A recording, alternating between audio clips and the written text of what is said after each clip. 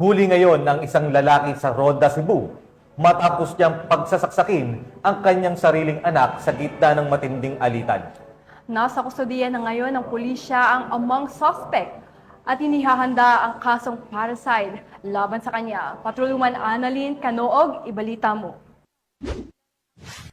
Hawak ng mga otoridad ang amang suspect sa pananaksak sa mismo anak matapos maaresto ng kapulisan ng Ronda sa Barangay Santa Cruz, Ronda, Cebu. Ayon kay Police Captain Jake Abadilla Siris, officer in charge ng Ronda Municipal Police Station, Cebu Police Regional Office, bandang alas 7 Gs na umaga nang rumisponde ang kapulisan na resulta sa pagka-aresto ng suspect na si Moises, 52 anyos at residente na nabanggit na lugar. Batay sa ulat ng mga otoridad, nagkaroon umano ng alita ang suspect at asawa nito tungkol sa pera at sumabat naman ang biktimang anak na si Michael, 27 anyos na humantong sa away. Tinangka umanong tagain na anak ang ama gamit ang bolong, ngunit nakailag ang suspect at kumuha ito ng kutsilyo. Walang kabog-kabog itong gumanti ng saksak sa biktima na nagtamo ng ilang sugat sa katawan. Kaagad sinugod sa ospital ang biktimang anak ngunit binawin din ito ng buhay. Samantala, kasalukuyang nasa kustodiya ng Ronda Municipal Police Station ang suspect at maharap sa kasong parricide.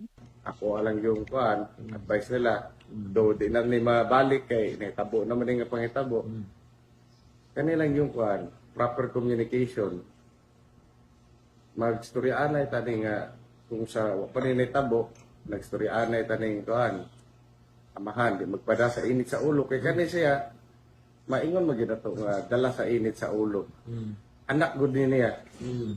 Isa may magdahong nga tungod lang sa ingon anak nga argumento. Ang Ronda PNP ay hindi hahayaang makawala sa kamay ng otoridad ang mga taong gumawa ng krimen sa kanilang kapwa at komunidad. Dahil sa bagong Pilipinas, ang gusto ng pulis, ligtas ka. Mula dito sa Central Visayas, ako ang iyong PNN correspondent, Patrolman Annalyn N. Canoog, alagad ng batas, tagatuguyod ng Balitang Pulis.